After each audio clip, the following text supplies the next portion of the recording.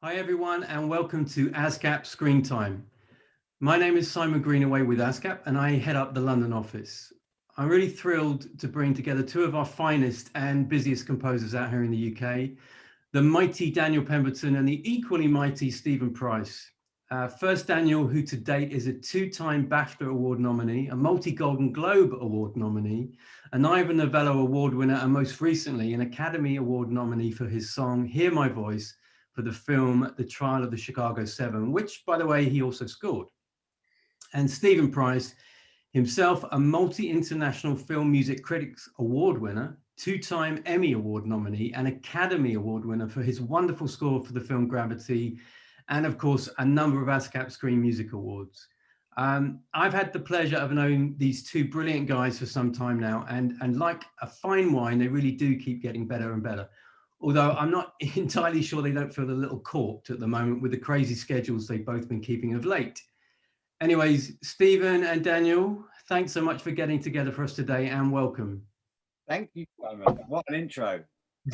Oh, well, I'm still going, man. So listen, you two have risen the ranks with so many successful films under your belts now. I guess we'd love to take a peek into your worlds, if you don't mind, and learn more about your process and how you go about scoring a film or series.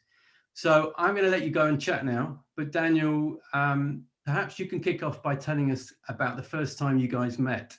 What's interesting is I was aware of Steve, and he was kind of aware of me.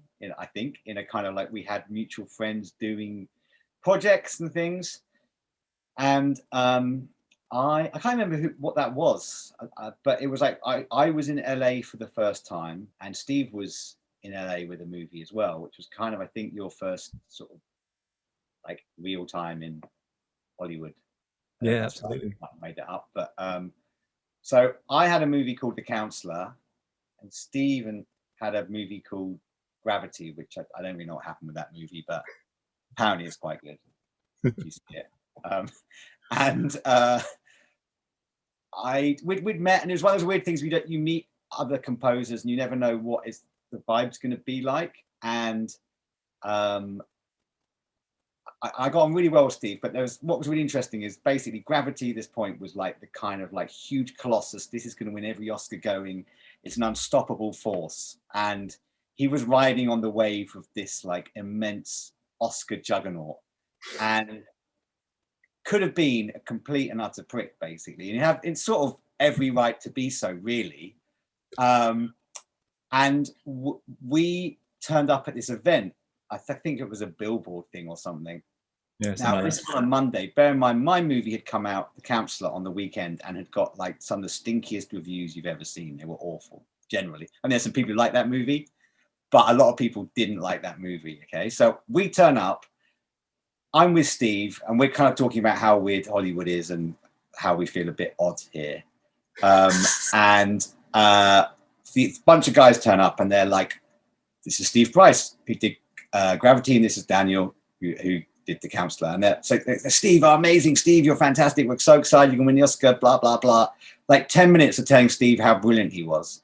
Just at the end, one of them just turned around to me and went, hi, and then walked off. And now, there could have been two ways Steve could have dealt with that. It could have been like, what are you going to do, Like, I'm the big superstar. Or he just turns around and goes, those guys were a bunch of assholes, weren't they? And I was like, yes, this guy is awesome. So we've kind of like been buddies ever since, I think. My memory of it was the night before that, because I'd just flown in that night. You'd been in for a few days already, and you'd been kind of bombing about the place because you sort of seemed to know a lot of people there.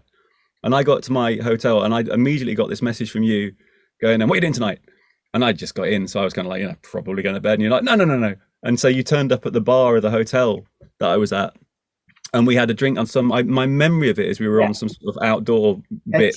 Hermitage or whatever it was. That was it. And we were upstairs in the bar, and it was just great because my previous experience of LA had always been kind of, I'd gone over for a job or whatever, and I hadn't really known anyone, and my existence had been hotel room, studio, hotel room, plane, off you go.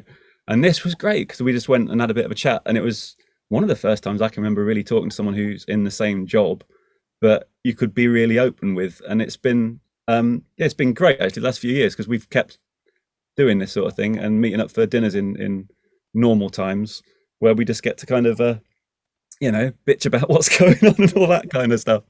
Yeah, because it's been one of those things we've both been through, I think, similarly complicated films, shall we say. And sometimes at the same time, which has been quite good fun. Yeah, and so it's always been good to have someone else to as your therapist, or to moan about things, or just to get some shit off your chest. Because it's quite hard being a composer, I think, in that way of there can be quite specific things that you have to deal with that no one else always really gets, especially when you get onto some of these sort of larger scale movies. It's quite an intense experience. And I think it's one of those things where if you were to, because at the end, I think we both know that you're massively lucky to get to do it at all. But within that, there are difficult moments, and you can't really say that to many people, because the obvious answer is going to be like, yeah, look at you doing your movie.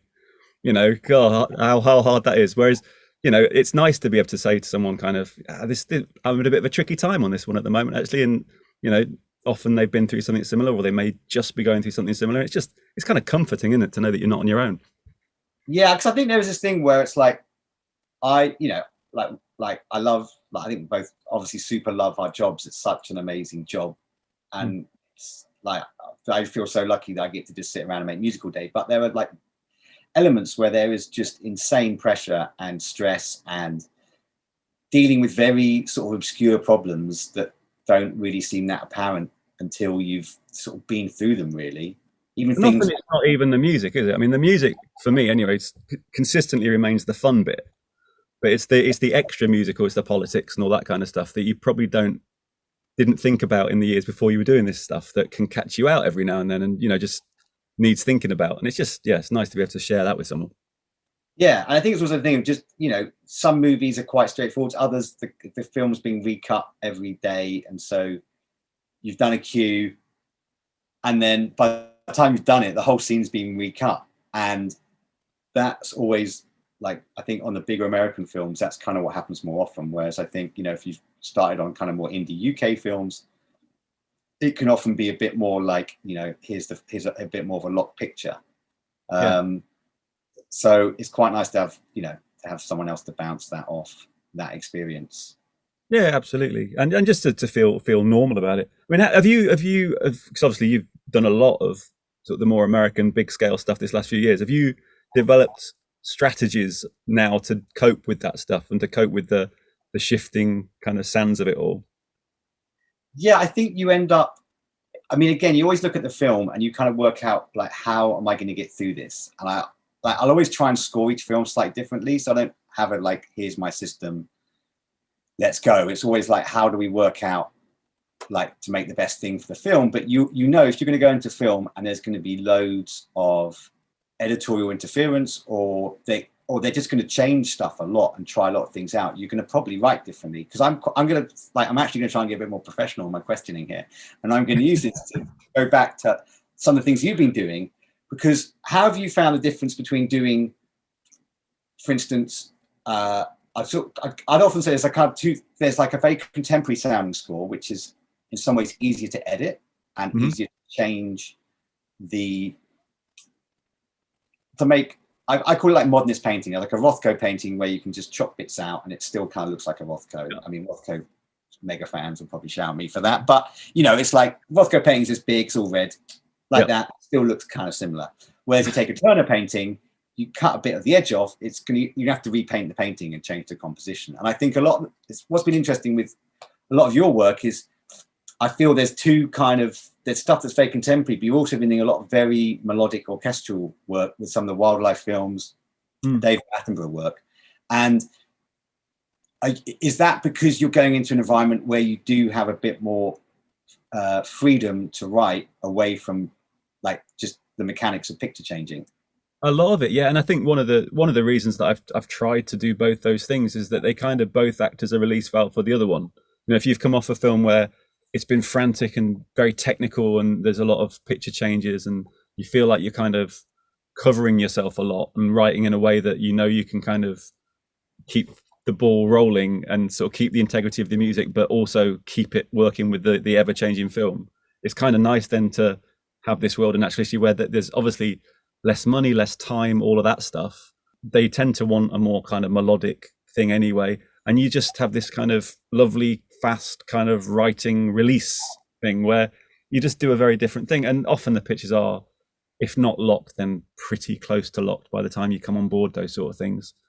And there's not that expectation that you're going to be on for a lot of months, you know, going through all the iterations and all that kind of stuff. Because you do get the feeling sometimes on a film when you started early, and I do tend to start quite early on things, that you're kind of, you know, I wonder what would have happened if I'd have written this cue closer to the finish, you know, because I feel like I'm mending it now rather than kind of getting that first flood of like the inspiration bit of it where it's just fun.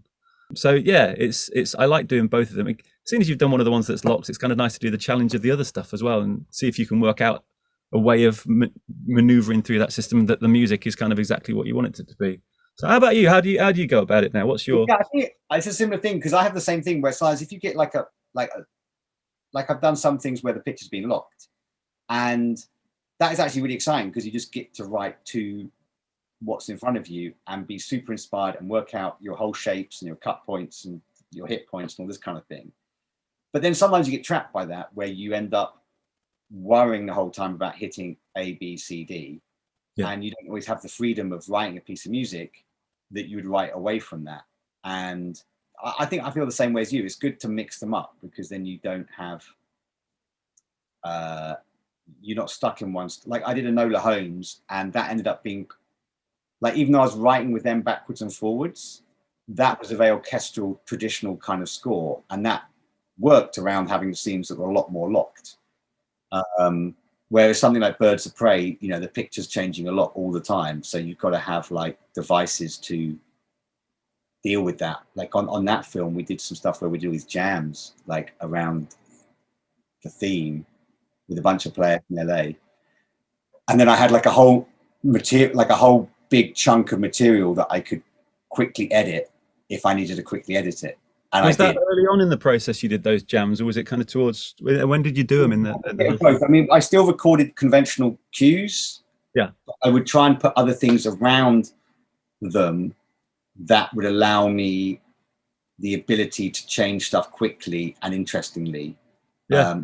Which ended up being really helpful, because, you know, whole scenes would get changed or moved slightly, and it would be very against the clock. And you'd suddenly be like, you know what, I've actually got some really interesting stuff here. I could sort of jam into the score without like losing the integrity of what I'm trying to do. That's good. I shall nick that idea. That's very good. How does that compare with something like, because obviously you did your second film with Aaron Sorkin, Chicago 7? Because you did Molly's Game, right, before?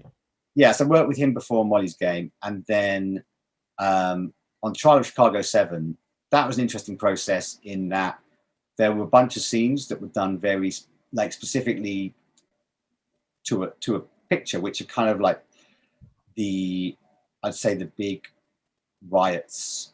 There's 2 big riot scenes, and so they were done very much to picture. I mean, there's a bit of backwards and forwardsing going on with the editor Alan, and that's another thing I always find, is just having a very close relationship with the editors. That was, I guess, for that film, a lot of that was done quite to picture. It's just that we kept going backwards and forwards a lot. But with that, because the script of the way Aaron writes, it's you know, the film is already there in the script. You know, you get other films where the script is just a starting point for something else, whereas his films, the script is like the Bible. And so that, in some ways, gives you quite nice control over how you can write, because it's not going to change that much, because all those words need to be there. There's no lines that are just thrown in for the sake of it, which you might get in other movies. How early in the process of writing on that film did you come up with the idea for the song then? Because when I watched it, it seemed like that song, you could feel the song throughout the whole film. It wasn't just like a song planted at the end. You could feel that it was intrinsic to it. Or did you write it first, or was it just early on? Or so yeah, the song in Chicago 7, Hear My Voice, was an interesting one, because I kind of wrote that about like halfway through the process.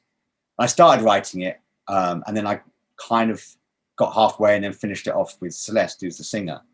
But I kind of felt once I had that was the end point of the movie, and that was kind of like the whole journey of the movie in some ways is all about that end point and that release of the song. And the song is really the musical payoff of the whole journey of the score. And the way that to make that work is really to have the thematic elements of the song like weaved all the way through the rest of the film. So by the time you get to the end, you've kind of got that payoff that you're trying to do as a composer when you're actually trying to do a body of work that has a journey. And so what I did there was, once I got the theme, I kind of, like the melodic idea to the song, I kind of reversed engineered it into the rest of the score. So I'd rewrite cues so they featured the theme and rework them. So you'd hear it in like a minor key, or you'd hear like little thematic elements from it poking in different cues. So then by the time you get to the song, at the end, it feels like a huge release. And also you're ready for it. It's not a thing that's just come out of nowhere, that's been slapped on the end credits with no real thought about it. You know, because I find that with a lot of films, sometimes the song at the end is literally something you just feel has been slapped on because they're trying to do some marketing. Yeah, absolutely.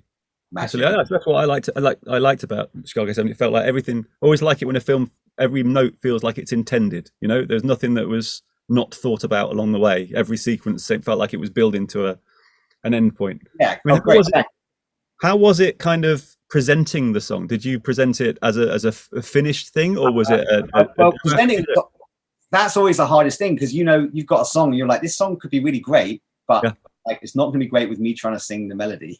Exactly. I mean, you've got a lovely voice, obviously, but you know. I do not have a lovely voice. So that was, I guess that was a big challenge early on. So I started writing it here, and I came up with the kind of the chords, you know, the sort of structure and the idea of, you know, I took the idea of what is this film about, and I was like, ultimately the film's about protest. Why do people protest? Because they're not being listened to, and that's the only reason people protest. So it was like trying to come up with an idea, a lyric idea that would like summarize that. And then I came up with the idea of hear my voice, because that's, people want their voice to be heard, which is why they protest. So I was like, oh, that's actually a really nice, simple device, because you always just want those things that are really simple and like connect really fast. And then once I had that, the kind of like lines of hear my voice, hear my dreams, I was kind of like, oh, this has got something. And from that, I then managed to contact Celeste, like just reached out to her, and then we started working remotely. And then she started recording things over WhatsApp, which were pretty ropey. She'd record them in her bathroom, and I was like, I can't play Aaron Sorkin like music in a bathroom. However great your voice is, it still sounds like someone singing in a bathroom. So eventually we got her some music equipment, and it was really hard because it was all lockdown. So we had to get it delivered. Her management got it delivered to her, and then I had to give her Logic Tech lessons over FaceTime. And then she recorded it, and as soon as you put her vocal on, it just sounded phenomenal. So once you've got that, you're like, okay, I've got something now. You've got a great artist who's got this beautiful voice on your demo. Then you can present it to Aaron. Yeah. Once you got that, it's a lot easier, because I always say she could sing a phone book and it would sound good. So when you got her singing actually something quite powerful, it really works. So once we did that, we were away. Right. And did he like it immediately? Did he immediately get it and understand the whole thing? Yeah, I mean, it's like, I think also because I'd been teasing him slightly with the theme without him knowing it, because I knew I wanted to get to that point. So I was like warming him up in the same way I'm trying to do with the audience, of giving him the theme all the way through the film. He had already got used to that theme. And then he's like, oh, that's what you were doing. Yeah. So it was a bit sneaky. I mean, do you pull sneaky? I don't say sneaky moves, but there's definitely a thing where you must have had on some films where you've got like a big moment that you're scared of playing, because the whole house of cards will fall apart if they don't like that bit. Yeah, I mean, it's one of the constant challenges, I think, is how to present stuff, because you know, if you're presenting something in reel one and you know already that you've got an idea that needs to pay off later on, you've probably already done a bit of that, but you can't. Which do you show first? Do you go all guns blazing into the bit that's like, this is the massive central cue of the film, or do you kind of try and build up to that and kind of make people feel comfortable with the language and all that kind of stuff? I've never quite worked out the best way of doing it, and you just kind of hope for the best. But oftentimes I'm kind of, as I'm writing it, I'm kind of working it out for myself, but there'll be a point at which you go like, oh, okay, so that needs to thread through there. And then maybe those cues were already approved or whatever, and you need to somehow find a way to thread a bit of theme that didn't exist when you wrote it into there. So there's always a bit of games with the best relationships, you can just be really open about it and kind of go, oh, now we've got this, let's make this work here. But Yeah. sometimes you do find yourself, you know, threading things in a more sort of subtle way. It's really hard when I think you have a strong, I've had films where I've had a really strong idea. I think this is brilliant. And the director hates it. And then you're like, oh my God, this is a nightmare. This is like like you said, the House of Cards. My whole thing was built on this one idea. And now that idea, it's screwed. Yeah. But have you ever finished the project and then gone, oh, actually, it was right that happened? Or have you ever got to the end of the project going like, they should have used that idea, I was right? Because I've always found like, I'll have that moment when something's been rejected and I'll go, oh God, it's all a disaster. But I very rarely, you know, a week later, I'll be like, oh, thank God they got rid of that, because that meant I've gone on and written this other thing, which actually was far better anyway. And we can forget all of that. I think actually I've had both. I've had films where even to this day, I'm like, they shouldn't have made that decision. But there's others where you're like, you know, that was the right call. And I think that's the thing that's difficult. It's like, you've always got to like respect the director in the sense, you know, if they really care about the film and they're really on top of it, and if, you know, they might have spent years and years and years developing this film, thinking about it in their head. So they'll have a very particular way of doing it. And I think it's always good to challenge the director if you don't believe in not that you don't believe, but you have a different viewpoint. But I think it's always really important to listen to them and try and help them achieve what they want to achieve. I think a great director takes you on board and says, you're going to bring something extra to this production, this process and this vision. And I think always the best work is always when there's a bit of push from both people. And sometimes I think if you get a note that you know, if you get a note that you don't really agree with, part of the challenge and part of where good things come out of is if you find a way to do that note, but in a way that they weren't really expecting. So you're answering the note and you're answering the thing that they didn't like, or that was making them pull out of the scene or whatever. But you found a way that you both like it, and all of a sudden it's better than both of you imagined in the first place. And those are the sort of satisfying moments when you can pull them off. Yes, we had this bit on Spider-Verse that Spider-Verse was like pretty intense, but it was great. There was just one cue, which is where they're flying through the forest.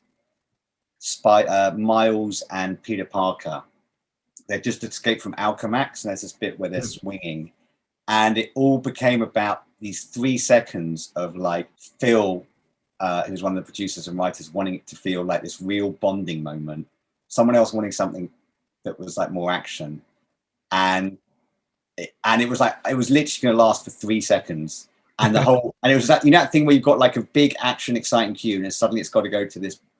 And actually it was a good call, but it was so tricky to do, because one of those things of like just turning like that, and then they get hit in the face by something, they get hit in the face by a tree. So those are like the hardest things, I think, where sometimes you're like, I don't even know how I'm going to do this, how am I going to make this work? But then they're the most satisfying, right? Because they're the ones that you wouldn't have done that. So you're thinking through someone else's brain a little bit, and it's making you do something that you would never have done on your own. That's what I like best about the whole game, I think, is that, you know, you're constantly being challenged to think in sort of different ways, and it makes you write differently and come up with ideas, you know. Yeah. So what are you working on at the moment, or is it all top secret? It's sort of top secret, really. So that's a waste of. What about you? What are you working on at the moment, or is it top secret? I always like keeping things top secret because I'm always worried I'm going to get fired. So I always found it weird when people would put themselves sort of down on IMDb and stuff at very early stages. It's like, oof, wrong industry for that sort of confidence. I haven't been to the ringer enough, I think. I think it's a thing of like a composer's always so disposable. Yeah. That you're always slightly on edge until the movie out, or there's been some kind of like official, even there's an official announcement, doesn't always mean everything these days, does it? No, it's literally when it comes out, I think you can start to relax on each one. But, you know, somehow it's incredibly addictive at the same time. So, well, that was fun. It's always fun chatting to you, Steve. And I hope I get to see you. I hope we both get to see each other soon.